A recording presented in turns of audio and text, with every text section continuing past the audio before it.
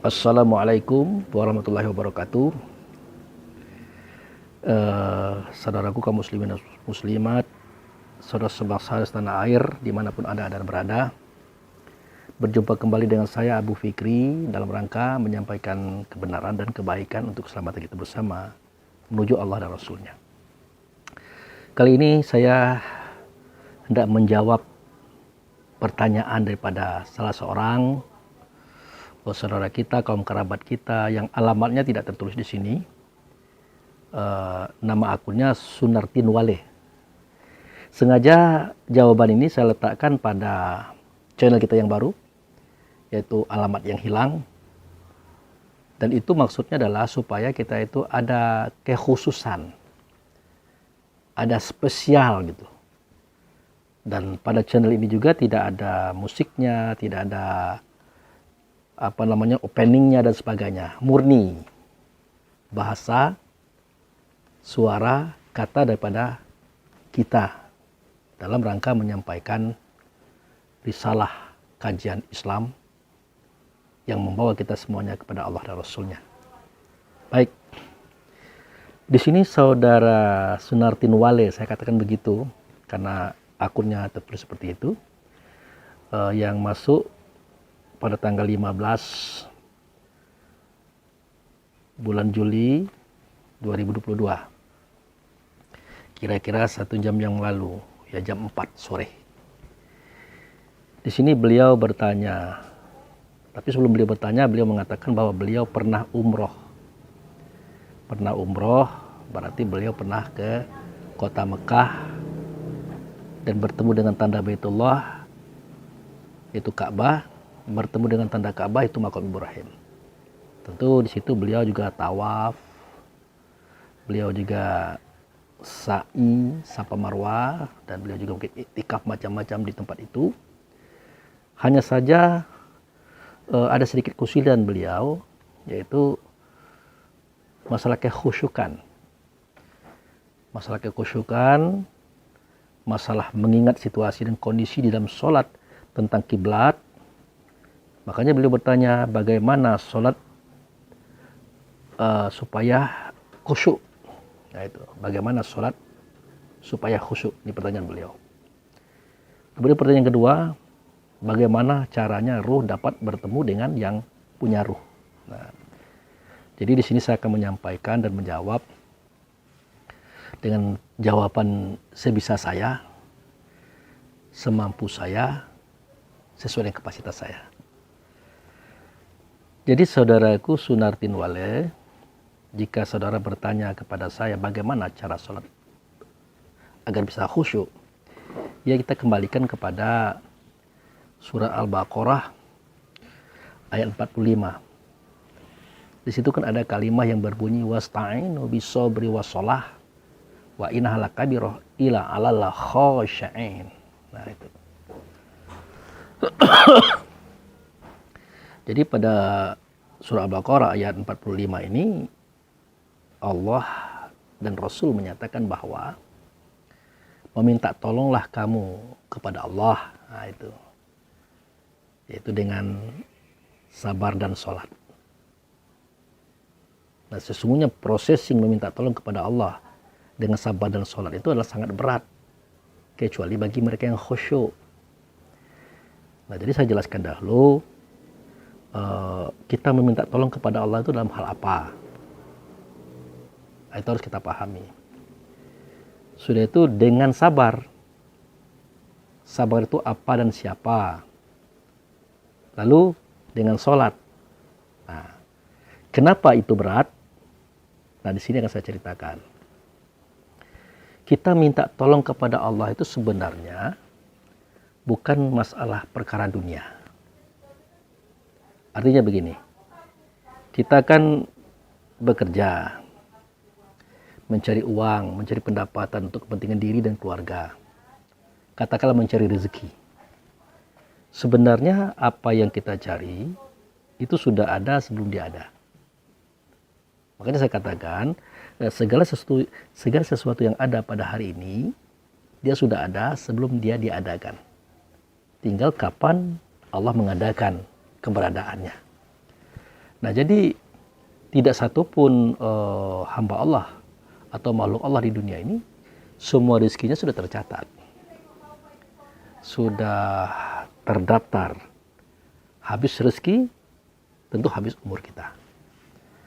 Nah, yang gitu-gituan itu ya kita tidak usah terlalu banyak lah untuk memohon agar murah rezeki, agar banyak rezeki dan sebagainya itu. Yang pasti bahwa di alam sana Allah Subhanahu wa Ta'ala telah menuliskan daftar rezeki untuk kita. Kita ini bakal jadi apa dan bagaimana. Itu semuanya sudah tertulis. Nah, itu yang saya tangkap dari pelajaran agama Islam.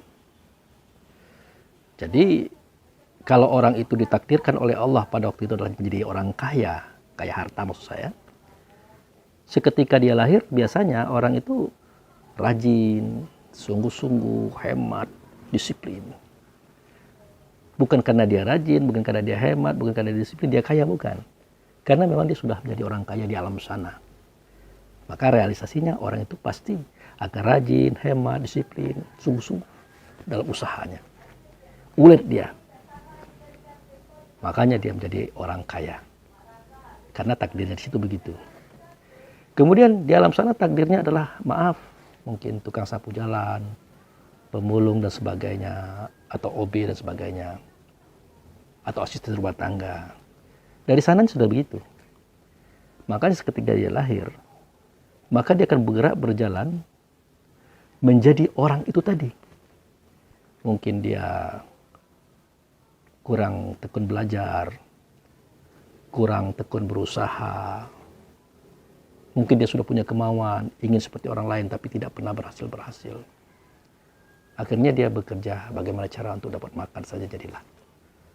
Maka jadilah mereka itu pemulung, tukang sapu jalan, OB, atau mungkin asisten rumah tangga. Dan bisa jadi itu abadi pekerjaannya. Bisa jadi itu adalah pekerjaannya sementara untuk menunggu pekerjaan yang lebih baik daripada itu. Jadi hal-hal seperti itu sudah. Yang terpenting bagi kita adalah bukan perkara dunia, saudaraku. Nah, tetapi perkara bagaimana kita bisa bertemu dengan Allah dan Rasul di dalam sholat. Ini suatu pengetahuan yang paling tinggi dalam Islam. Dan pekerjaan ini berat. Nah, karena berat itulah kita minta tolong kepada Allah. Minta tolong kepada Allah. Nah, jadi kita minta tolong kepada Allah di sini adalah minta tolong untuk menjadikan kita bisa berkenalan dengan Allah, berkenalan dengan Rasul. Yang disebut dengan ma'rifatullah, ma'rifatul Rasul tadi. Nah, kemudian kita akan mempelajari banyak hal. Dari Al-Quran, dari hadis, dari literatur, buku-buku yang banyak, dari bertanya, berdiskusi, mengaji. Dan itu tidak mudah, berat.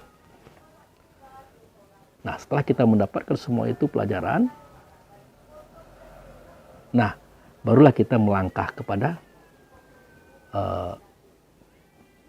tujuan kita, yaitu meminta tolong kepada Allah dalam hal tersebut. Ini setelah kita belajar loh. Setelah kita belajar. Ternyata kita minta tolong kepada Allah itu ya dengan sabar. Banyak orang mengatakan sabar itu adalah perasaan kita. Gejolak, gelora, keinginan kita. Supaya ditahan dan diatur. Jangan terburu-buru. Banyak orang mengatakan sabar itu. Apakah itu salah? Ya, tidak salah juga. Benar adanya. Tetapi sabar di sini maksudnya adalah sabar yang mengantar kita kepada Allah.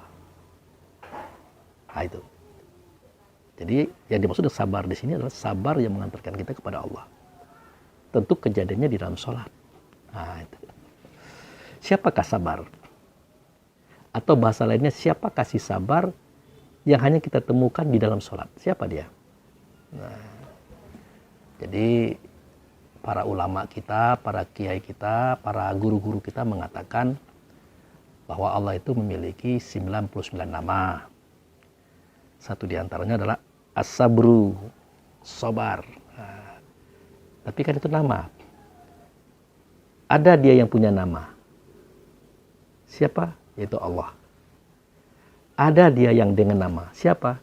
Itulah Muhammad Rasulullah Sallallahu Alaihi Wasallam. Jadi kita minta tolong kepada Allah. Ya dengan Muhammad itu maksudnya. Karena dia adalah wujud daripada sifat Allah. Termasuk wujud daripada nama Allah tadi. As-sabru. Nah kalau kesabaran beliau secara fisik. Secara zohir yang kita ketahui dalam sejarah luar biasa. Tidak ada tandingannya dia. Disakiti, dianiaya. Ya, bahkan tidak dibunuh. Tapi seketika beliau tersakiti, teraniaya, seperti di Taif ya, dilempar dengan batu, dikejar dengan anjing, bahkan maaf betul, seketika beliau berlari dari ancaman orang-orang Taif, dilempari batu, maka anak angkat beliau Zaid bin Aritsah itu menghalang-halangi biar beliau jangan sampai terkena batu. Itu pun kepalanya pecah, berdarah. Mencecer darah sampai ke kaki. Hingga beliau sampai di sebuah kebun, beristirahat di situ. Ternyata kebun itu adalah milik orang Nasrani. Dan dia bertanya, kenapa Bapak berdarah-darah? Maka Zaid bercerita bahwa beliau ini adalah Rasulullah, utusan Allah, hendak menyampaikan risalah kebaikan, kebenaran, demi keselamatan mereka menuju Allah dan Rasul. Pergi ke Taif. Nah, belum sempat kami disambut dalam artian disuruh duduk, apalagi untuk istirahat, mereka sudah memukul, mereka sudah mencaci, menghardik, bahkan mereka mengancam dan membunuh. Akhirnya kami pun lari. Seketika kami lari, kami dikejar dengan anjing, dengan orang-orang muda, dilempari dengan batu. Maka inilah kejadiannya, bahwa beliau ini, Rasulullah ini, terkena batu kepalanya, pecah, berdarah. Lalu si pemilik kebun, orang Nasrani bertanya, oh, beliau ini namanya siapa? Nah itu, dia sebut, beliau ini bernama dengan nama Muhammad. Sejatinya nama beliau adalah Ahmad. Itulah nama yang ada pada beliau di saat beliau belum hadir di permukaan bumi ini. Sang Nasrani kaget. Karena dalam kitab beliau mendapatkan bahwa akan datang seorang Rasul, kata Isa bin Maryam, namanya Ahmad. Nah akhirnya sang Nasrani tadi menanyakan beberapa hal, termasuk dia ini anak siapa, keadaannya bagaimana, apakah dia ini raja, apakah dia ini orang kaya, apakah bagaimana, dan seterusnya itu. Akhirnya semua diceritakan oleh Zaid, tepat sesuai dengan ciri-ciri yang disampaikan oleh Isa Al-Masih di dalam Injil pada waktu itu. Makanya beliau tadi, pemilik kebun tadi, langsung masuk Islam. Nah singkat cerita, seketika Zaid beristirahat, pemilik kebun beristirahat, tiba-tiba datang kekuasaan Allah, kebesaran Allah. Katakanlah mungkin malaikat ya, katakanlah begitu. Sambil berkata lantang kepada Rasulullah, ya Muhammad, kamu tinggal tunjuk saja kepada aku, bukit mana yang akan kuangkat, bukit mana, biar akan kuhancurkan mereka semuanya, kubinasakan. Bayangkan kalau malaikat bisa marah itu bagaimana Pak? Ya, Pak Sunarti Wali, bagaimana itu? Ya, malaikat bisa marah, padahal malaikat itu kan tidak ada hawa, tidak ada nafsunya, tapi dia bisa marah. Ya kata Rasulullah, tidak begitu juga. Mereka kan tidak tahu siapa saya. Mereka kan tidak tahu tujuan akhir saya untuk mereka itu apa. Nah mereka itu seperti itu karena fitnahan orang-orang banyak ini. Karena cercaan orang-orang banyak ini, mereka menceritakan tentang saya hal yang buruk-buruk saja. Sebenarnya saya difitnah. Oleh karena itu ya mereka tidak bersalah juga sih. Jadi jangan dilakukan itu. Seandainya hari ini ayahnya belum bisa beriman dan menerima saya untuk menyampaikan risalah ini, ya mungkin anaknya. Seandainya anaknya belum bisa menerima rasa ini, mungkin cucunya. Jadi jangan dilakukan. Menimpakan gunung itu kepada mereka yang ada di negeri Taif. Nah, itu saudara, contoh daripada kesabaran seorang Muhammad. Nah, itu. Belum lagi seketika beliau menyerang Mekah dengan 10.000 pasukannya. Bayangkan dari A sampai Z kalau diperhatikan kekejaman kafir Quraisy terhadap beliau pada sahabat-sahabatnya. Bahkan banyak yang dibunuh, disakiti, termasuk beliau dianiaya. Nah, seketika beliau memegang tampuk kepemimpinan, adakah beliau berpikir untuk membalas dendam? Tidak, saudara. Tidak. Bahkan beliau mengatakan, antum tulaqo. Semua kalian aku maafkan. Artinya beliau tidak balas dendam. Nah, dua cerita ini adalah sebagian daripada cerita tentang kesabaran beliau. Cukup membuktikan kepada kita bahwa as-sabru itu, si sabar itu adalah beliau. Nah, lagian pula tidak mungkin kita bisa datang kepada Allah untuk meminta tolong tanpa beliau. Karena beliau adalah wasilah. Nah, itu. Wasilah itu artinya perantara antara kita dengan Allah. Kenapa beliau adalah perantara antara kita dengan Allah? Ya karena beliau wasilah.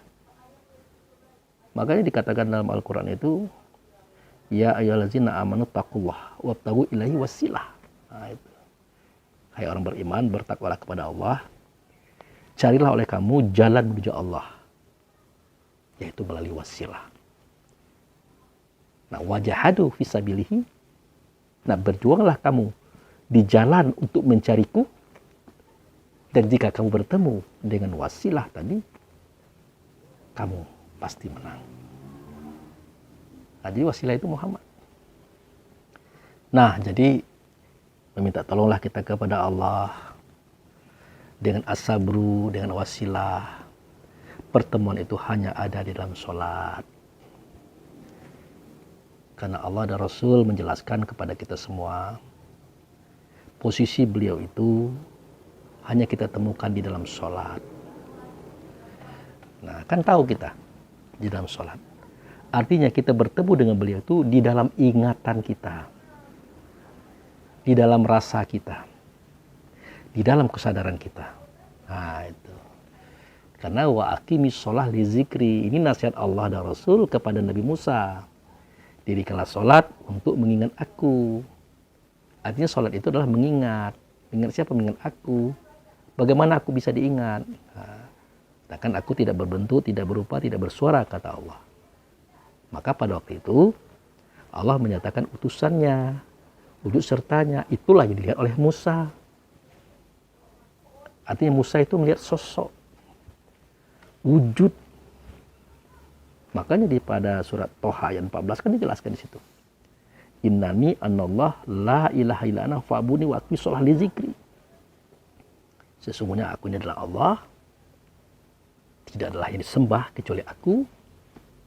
Oleh karena itu sembahyanglah kepadaku dan dirikan sholat.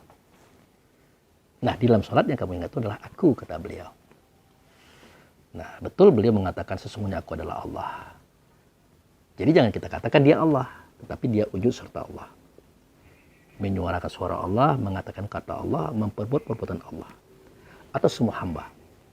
Melayani semua hamba. Nah, itu. Nah, adakala hubungan dengan Allah. Tetapi di dalam sholat itu yang kalian lihat, yang kalian dengar, yang kalian nyata, dianya, ya aku. Ya kalau Nabi Musa teringat sih, bentuk dan rupanya dia pada waktu itu. Tapi kaumnya tidak. Kaumnya tidak. Kaum Nabi Musa tidak bisa mengingat apa yang Nabi Musa lihat waktu pertemuan itu, tidak bisa. Dan Musa pun tidak bisa menjelaskan bagaimana menjelaskan bentuk dan rupa, tidak mungkin. Makanya pada era Musa itu, kaumnya itu berhubung dengan Allah. Yang menjadi hadapan, yang menjadi kiblat pada saat itu. Bukan wujud serta Allah, apalagi Allah. Melainkan Musa. Karena Musa lah yang memimpin mereka, yang membawa mereka, yang menyerahkan mereka kepada wujud serta Allah. Muhammad tadi. dan Muhammadlah yang menyampaikan semua kita kepada Allah. Itu makanya ya di dalam sholat itu kita bertemu dengan beliau. Tetapi untuk kita hari ini bagaimana? Nah, untuk hari kita ini ya ikut aja kata beliau yang tertulis pada Al-Quran itu kan, in kuntum tuhibbunallah fattabi'uni yuhibbukumullah yaghfir lakum dzunubakum wallahu ghafurur rahim. Kalau kamu mencintai Allah, ikut saya, kata beliau. Nah, kemana ikut beliau?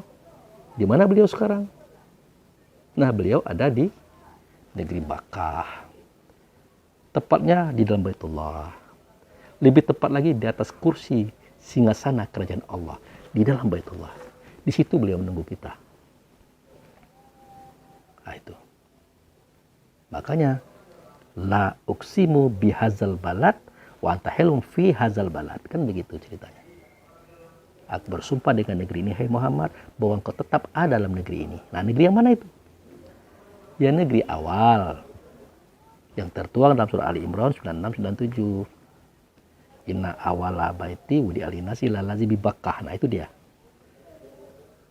Sesungguhnya akulah yang pertama kali menjadikan rumah yang pertama itu rumah bagi manusia, maksudnya.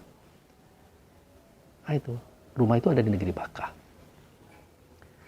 Jadi untuk ke sana tidak mungkin kita tidak tahu negeri Makkah itu di mana, Baitullah itu di mana. Makanya dibundahkan agama ini oleh Allah. Negeri Makkah dijadikannya Mekah di dunia ini. Baitullah dibuatkan tandanya, yaitu Ka'bah di tengah Masjidil Haram. Nah, Ka'bah itu tanda Baitullah, Maqam Ibrahim itu tanda Ka'bah. Makanya dengan ingatan kita, dengan perasaan kita dan kesadaran kita, kita menghadirkan diri di depan Ka'bah sambil mengambil sebagian Maqam Ibrahim. Disitulah kita berhubung dengan Allah. Makanya kalimahnya berbunyi, Fatakhizu min maqama Ibrahim mushola. Kamu ambil sebagian Maqam Ibrahim. Disitulah kamu berhubungan dengan Allah.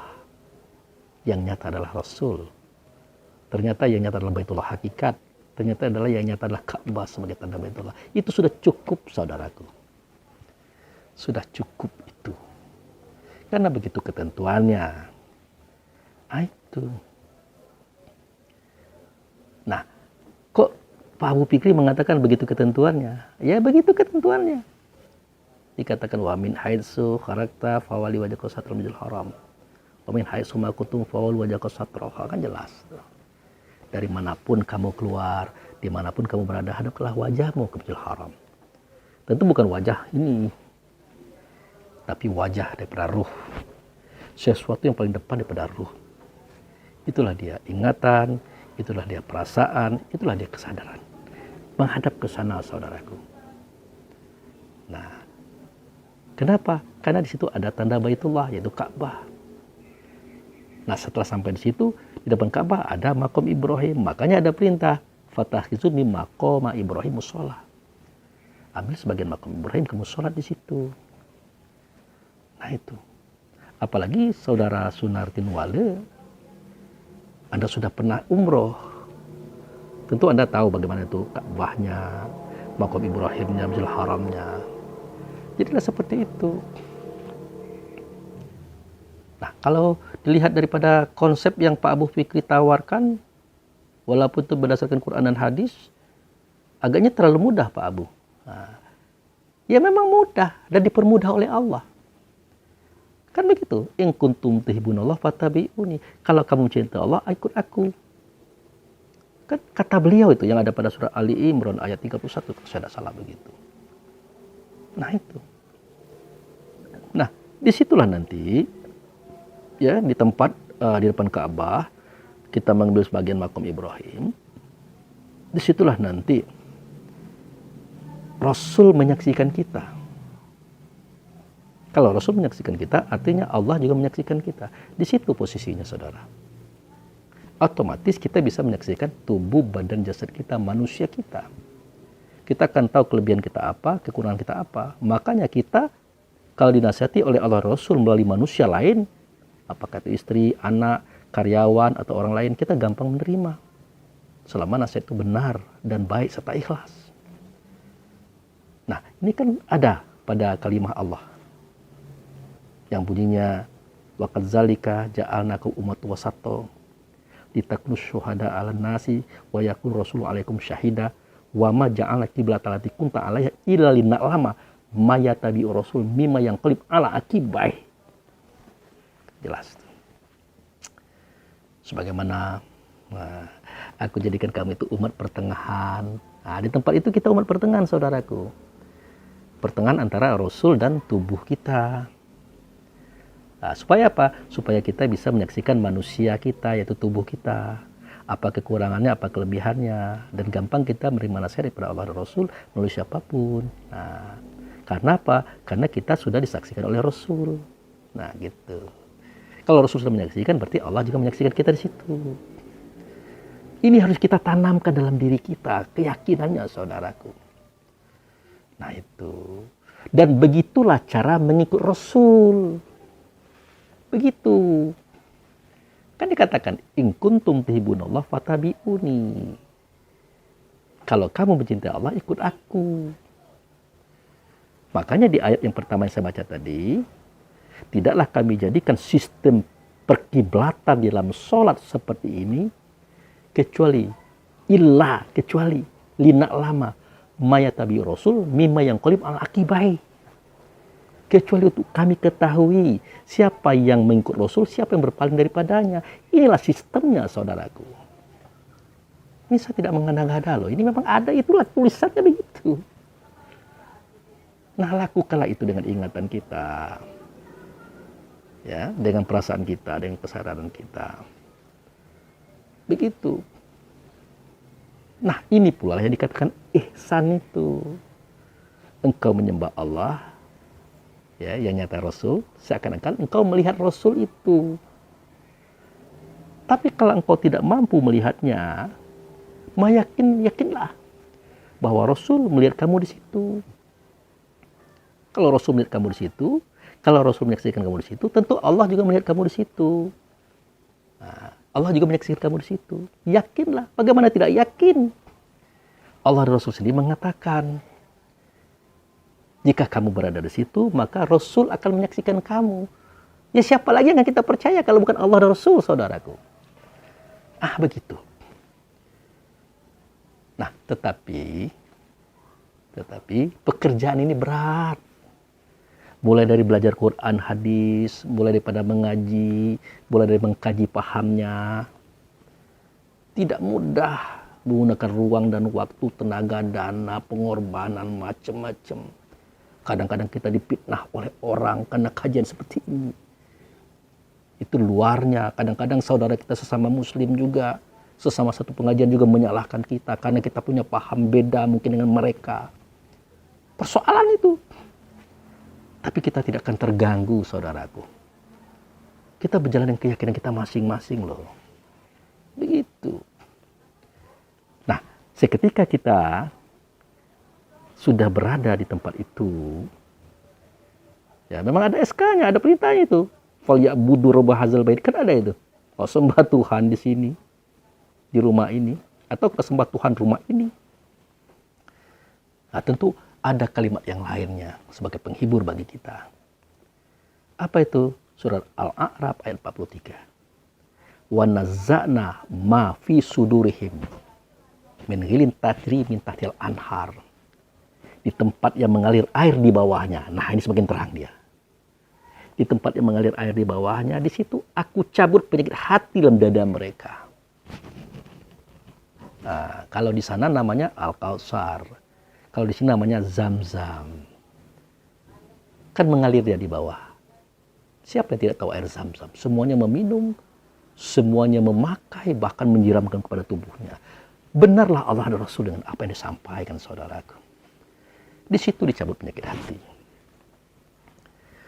Nah, jadi kalau dicabut penyakit hati, lama-lama kan penyakit hati ini kan tidak ada lagi.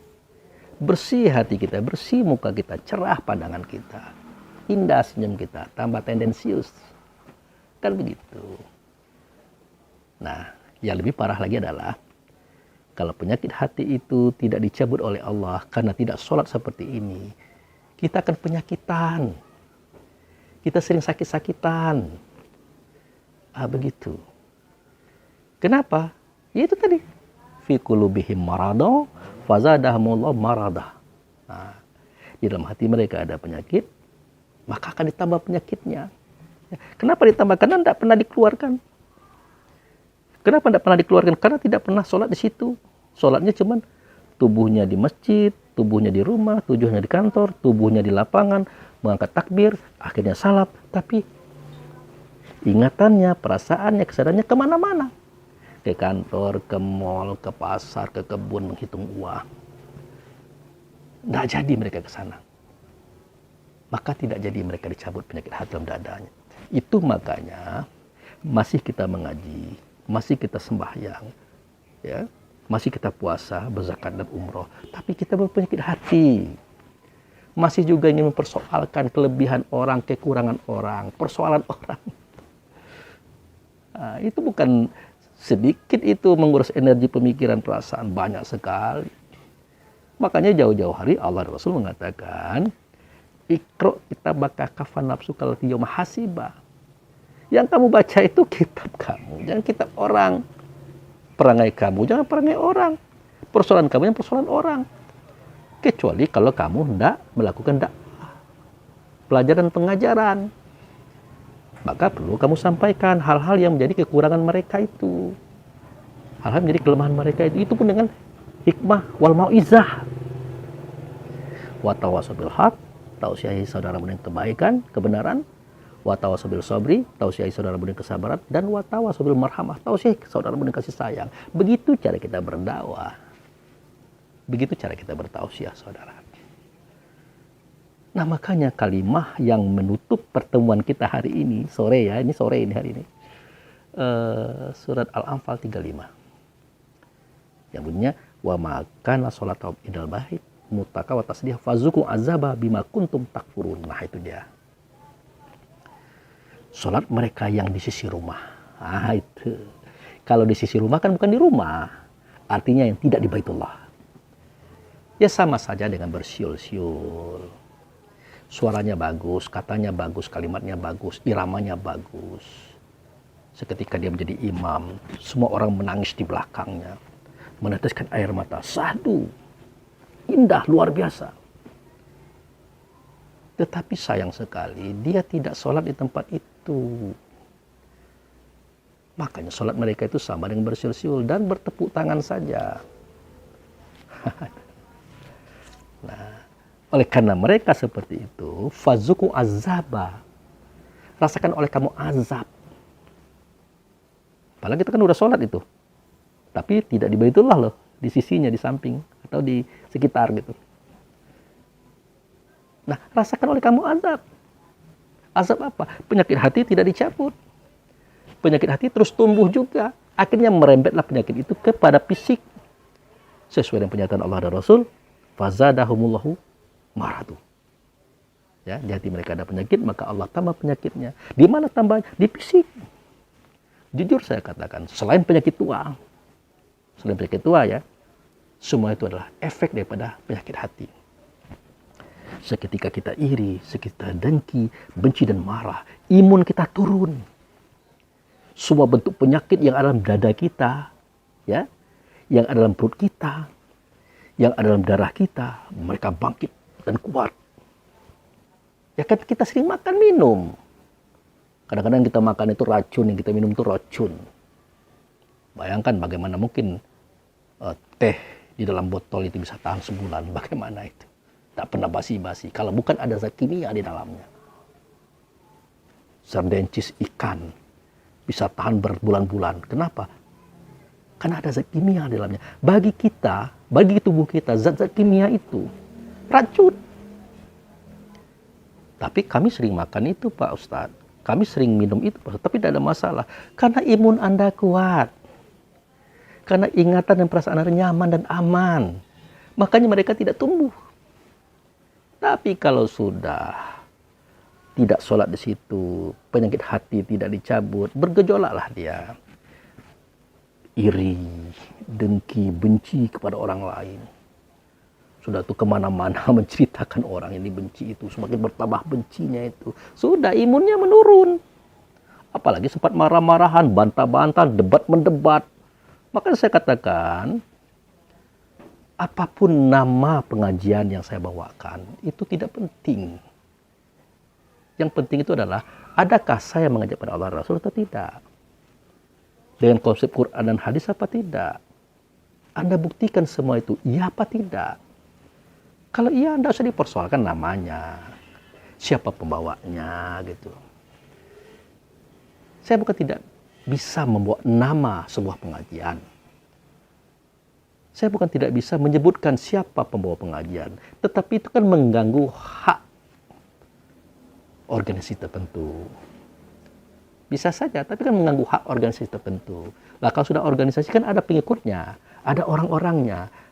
Nah, itu akan menjadi masalah kalau saya bawa nama pengajian, siapa pembawanya, kapan saya mengaji. Makanya saya lebih bagus mengatakan bahwa pengajian ini adalah pengajian yang membawa kita kepada Allah dan Rasul. Mengembalikan ruh kepada yang punya ruh. Itu jawaban pertanyaan Anda yang ketiga tadi. Itu saja. Nah, jadi saudaraku, inilah sekedar uraian. Jadi hal sedemikian sangat berat kecuali bagi mereka yang khusyuk. Siapa itu orang khusyuk?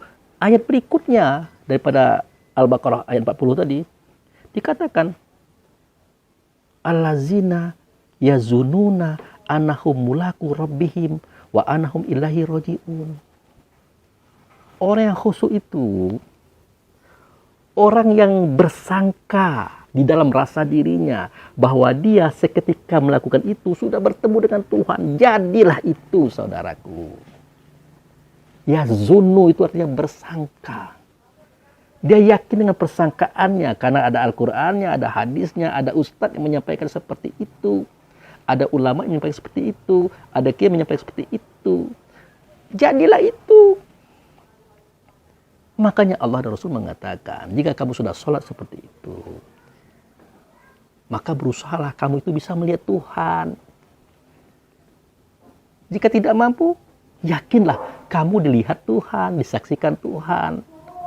Lah kalau Rasul sudah menyaksikan, otomatis Allah akan menyaksikan kita juga begitu. Tanamkan keyakinan itu, saudara. Hanya yakin itu saja. Nah, jika itu sudah nyata, sudah terasa, maka itulah khusyuk. Makanya di ujung kalimat itu wa anam ilahi rajiun. Dan pada waktu itu mereka sudah sampai kepada Tuhannya. Itulah yang dimaksud dengan kembali kepada Allah sebelum dikembalikan. Datang kepada Rasul sebelum didatangkan. Itulah mati sebelum mati, saudara. Azan, mengaji di sore hari, sebentar lagi maghrib depan kita. Tidak apa-apa. Itu. Nah, jadi bagaimana metodenya Pak Ustadz Abu Fikri? Metodenya sederhana sekali. Di dalam rukun sembahyang 13 kan kita diajarkan. Pertama niat. Nah, itu. Niat itu artinya kita menyengaja dengan kesadaran kita untuk melakukan sholat di tempat itu. Menyengaja. Dengan kesadaran. Bukan sambilan. Makanya pekerjaan sholat itu pekerjaan yang sangat serius. Hati-hati betul. Menyengaja. Berudu menyengaja, mengganti pakaian menyengaja, menyisir rambut menyengaja, tegak di atas sejadah menyengaja, beriktikat dengan hakikat menyengaja. Dengan kesadaran, jangan sambil-sambilan, tidak mau dia seperti itu. Nah, mulailah kita pasang ingatan kita, perasaan kita, kesadaran kita di tempat yang Allah dan Rasul perintahkan. Datanglah ke Masjidil Haram, di situ ada Ka'bah, ada makam Ibrahim, ambillah sebagian makam Ibrahim, mau di sebelah kanan boleh, kiri boleh, utara boleh, selatan boleh. Tegaklah kita di situ. Sudah tampak, Ka'bahnya sudah tampak, alhamdulillah. Berarti kita sudah sampai, saudara. Syukur-syukur kita bertemu dengan Rabbul Ka'bah. Syukur-syukur. Tapi bertemu Ka'bahnya saja sudah cukup. Karena barang siapa melihat Ka'bah dalam sholatnya, sama artinya dia melihat Baitullah hakikat. Barang siapa melihat Baitullah hakikat, sama artinya dia melihat wasilah atau Muhammad tadi. Barang siapa melihat Muhammad, artinya sama hukumnya melihat Allah. Walaupun Allah bukan Muhammad, Muhammad bukan Allah. Itu saudaraku. Maka pertahankanlah situasi dan kondisi ini. Pertahankan.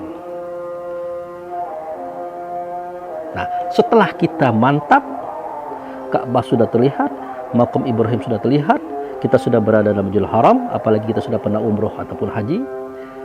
Sebatas itu, angkatlah takbir. Setelah diangkat takbir, maka sudah selesai. Maka fokus kita kepada suara, kata, dan gerak kita dalam sholat. Kita tidak usah lagi mengingat yang tadi. Ka'bah, Maqam Ibrahim, tidak usah kita mengingat yang tadi, tapi merasa di dalamnya. Itu. Ya sama seperti saudara Sunartin Wale mau bertemu dengan saya, otomatis saudara akan cari alamat rumah saya dulu. Setelah tahu alamat rumah saya, otomatis datang ke rumah saya dulu.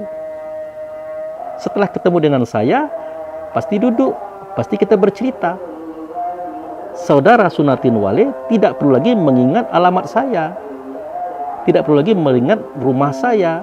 Yang Anda perlu ingat adalah suara, kata, sikap Anda seketika bertemu dengan saya. Kira-kira maunya apa? Itu. Jadi setelah kita Allahu Akbar, kita fokus pada suara, kata, ucapan yang ada seketika kita dalam sholat itu. Makanya memahami bacaan sholat itu wajib hukumnya. Ya tidak mungkinlah saudara Sunartin Wale berbicara dengan saya, tapi saudara tidak tahu apa arti pembicaraan itu. Harus jelas. Kalau arti dan terjemahan pembicaraan saudara saja saudara tidak tahu, apalagi paham dan maknanya, tambah tidak tahu. Lalu apa yang Anda sampaikan kepada saya? Anda juga tidak tahu. Saya juga bingung apa yang Anda katakan itu. Maka itu sebabnya kenapa dalam Al-Quran dikatakan bahwa ya ayyuhallazina amanu wala taqrabus shalah wa antum sukaro hatta ta'lamu ma taqulun. Jelas kalimat itu saudara. Kalau saya salah itu surat An-Nisa. Wahai orang beriman, kamu jangan mendekati sholat, la taqrabus shalah, jangan mendekati sholat maksudnya. Jika kamu mabuk, tidak sadar kenapa kamu berdiri, kamu ruku, i'tidal sujud, tidak sadar kenapa kamu bersuara berkata, tidak tahu apa yang kamu katakan. Sampai kapan kita itu dilarang mendekati sholat, apalagi mengerjakannya? Hatta ta'lamu ma ta'kulun, sehingga kamu mengetahui apa yang kamu berkatakan kepada aku, kata Allah dan Rasul.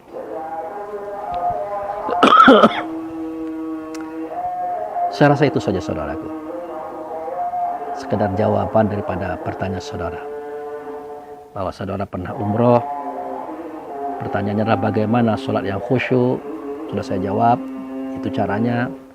Kemudian bagaimana roh dapat bertemu dengan yang punya roh, dan itulah caranya.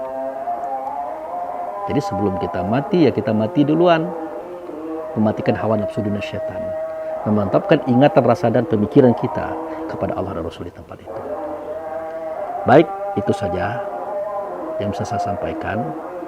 Jadi siapa saja saudara kita yang bertanya kepada saya di channel Ustadz Abu Fikri Al-Minangkabawi, insya Allah saya akan bawa ke channel kita yang baru, yaitu channel Alamat Yang Hilang. Tapi tetap saya ada di situ. Untuk apa?